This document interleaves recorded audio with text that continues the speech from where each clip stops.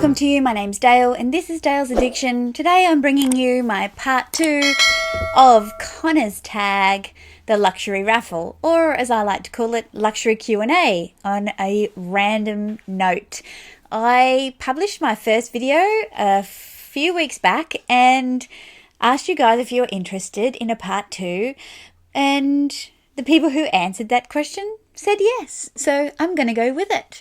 I am going to start with a bonus question though, and this one was suggested that I should add to the bucket of questions, but as we all know, I'm a bit lazy on the admin side of things, and the question was, should you have more than one Chanel 19, or would you go for more than one Chanel 19? If you were going to collect a luxury bag, collecting Chanel 19s, my heart flutters just thinking about it because they are an expensive bag. In fact, my Chanel 19 is my equal most expensive bag in my luxury handbag collection. In saying that, of course you could have more than one Chanel 19. Of course you could. I would love a white Chanel 19. I mean, I like all bags in white, so that's an easy one, and there are currently white Chanel 19s in my local boutique, but I'm staying away from them. I probably not white, but maybe like an ivory white, because I think white in like a lamb or goat skin would just look dirty really quickly. And I know you take more care with your bags, but yeah, I know that I definitely don't want black. I just find the black is just a bit much. Because I'm not such a gold hardware fan, the gold is really striking on the black, and yeah, it's too much for me. I'm just looking around my closet trying to think of other colours that I'd like a 19 in. Look, if they came out with a denim Chanel 19, I mean, I know they have already, but if there was a new version of a denim 19, like, I'd totally be up for that. That would be beautiful. So anyway, that's my bonus question. I've got 10 more questions to go. And it would help if I actually had the list of questions with me, wouldn't it? Okay, the first question up, the first official question is question number 1. The best Louis Vuitton collaboration? Well, I have to say the one that I have, which is the multicolour with Murakami. I think this is beautiful. Yes, it's gaudy, it's fabulous 90s, well, post-90s, early 2000s fashion. It had a moment in time. It was, and did, kind of change the face of Louis Vuitton for quite a lot of people. And I think it became something that more and more people felt like they could connect with before, you know, the old original Monogram, Damier, Ebene and Damier Azur. So yeah, I'm going to say Murakami.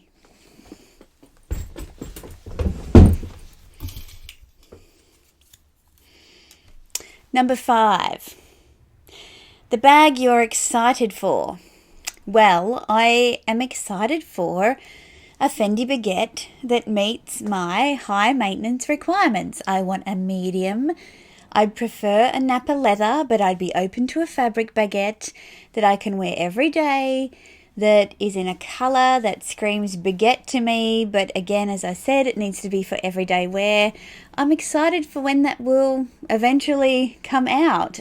Kim Jones has done his second drop for Fendi as I record this, and you know, they're very subtle colour palette, very neutral, not really me, although if you've seen my recent unboxing, maybe it might be me.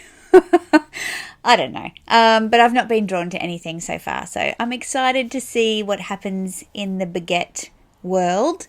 And what opportunities kind of come about because of that. The third question is number 9. Favourite designer homeware? Well, one momento. I may as well use this opportunity to do a reveal. I didn't think that I'd be answering this question, but I hadn't gotten around to filming a reveal. for something from Louis Vuitton. So in answer to the question, inside of this little dust bag here, many months ago, I filmed a video, 10 ridiculous luxury items that I would buy. And then literally a week later, these became available on my local Facebook group. These are the Louis Vuitton coasters. They all have a Monogram canvas back, and there's some kind of resin perspex in a whole bunch of fun colours. And yes, they don't have the holder because the seller sold the holder separately, but I was able to pick these up for about $800, and they're about $1,300, I think, brand new, in Australian dollars anyway. So this is my only Louis Vuitton, or my only luxury homeware, and they're the Louis Vuitton coasters, drink coasters. So here you go. A good opportunity for a reveal. Connor did spoil the reveal. He mentioned my coasters in one of his videos, and I got a few little messages from you guys saying, "Did you get those coasters? I just saw in Connor's video." So, and then I meant to reveal on Instagram and I forgot. So, la-di-da. There you go. There's a reveal in a tag. So that's pretty cool. Question number 4 is the 10th question. Your most used luxury item. Look, that one's a pretty easy one for me to say because I rotate everything else. But besides jewellery, which I wear and use more, so I'm not going to count jewellery, my most used luxury item is my Louis Vuitton 6-ring key holder, and this is in epi leather in the colour noir or black. This I bought when I got my new car because I thought I'd be able to fit my car fob in there. I can't, but that's fine. I love it. So I've got 5 keys in there at the moment.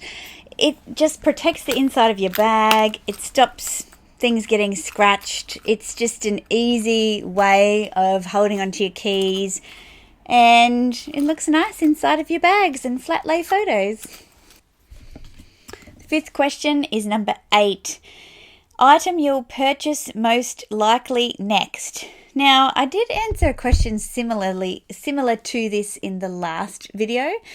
Like, who knows with me? I didn't know that I was going to be buying a beige wok, and if you haven't seen that unboxing, take a look. I'll link it above. I feel like in terms of bags, I don't know. I'm not really waiting on anything. I'm probably more inclined to buy a piece of jewellery. Again, my birthday's coming up. So I might look for a piece of jewellery, maybe. Maybe I might get my ears pierced again. It took me 32 years to decide to get a second. Maybe I can reduce the time to the 3rd. Who knows? Yeah, I really don't know. I don't plan things like that. The 6th question is number 18. Your best workhorse bag. Well, this one I mentioned in the video if I could only choose one from each brand, and I had to go with my Louis Vuitton Neverfull. This has finally gotten soft enough that these things don't dig into me anymore. They've softened right up, and it's a real pleasure to use. I love the World Tour edition. I think it's a bit of fun, and the fact that you don't have the vachetta, so you don't have to worry about marking and things on the trim. It is a great bag. I actually would love to get a GM size, but also in the World Tour, because I think that would be a great travel bag, but they don't do the World Tour in a GM size, and I don't think I want Damier Ebene. Maybe I need to have a look at them. Anyhow, and you know, there's a lot of work goes into wearing in these treated leather straps because they are nasty for the first few years. Okay, the 7th question is number 15. Least liked fashion house and why? Oh, well, that's a bit of a nasty question, Connor. Least liked fashion house and why?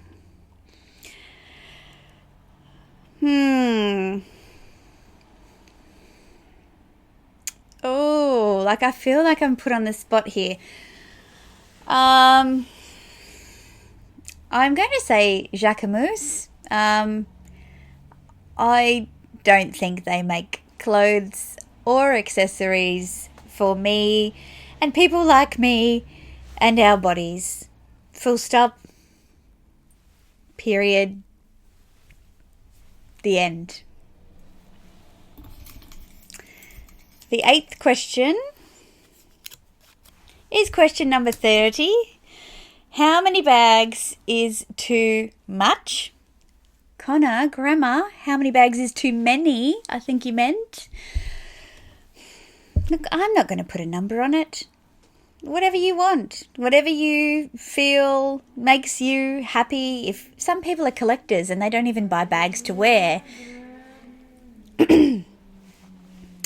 Some people judge the amount of bags that they have based on how likely they are to rotate them, or on the occasions that they're going to wear them to, or for the reasons they need those bags to show up and do work. I don't have a number yet, so I don't know. To be advised. Okay, the 9th question is number 16. The most practical bag you own. The most practical bag you own.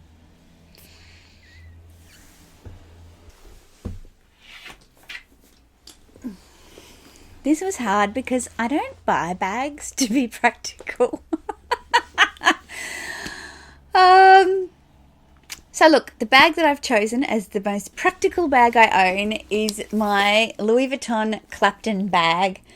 The reason I've decided that this is the most practical is the fact that it is coated canvas primarily and leather. So in terms of durability and wearability in different weather conditions, I think that's a plus. It also has a really practical latch. So unlike the Pochette Métis, where you've got that silly little S-lock that pops open or doesn't close, this one has a really meaty clasp. It's got the back pocket. We all love a back pocket. It's got an adjustable, detachable strap, and it's leather, which means it's super comfy. In terms of storage, I've got the strap inside. It's big enough in here to fit a small water bottle, a small umbrella, and all your essentials. There's the dust bag. There's a couple of pockets. So great organisation, and a little zipper pocket down the middle to put anything that you want to keep safe. Yeah, I mean, I bought this bag for an overseas holiday and it delivered in spades in terms of usability, and it goes with everything. Maybe I could go with a Neverfull GM in Damier Ebene. Yeah, this is my most practical bag. And the final question, number 13. Oh, Connor. The Cartier Love or the Juste un Clou, and why? He really wants me to upset people, doesn't he? Look, I think I have been pretty consistent in my views around fine jewellery.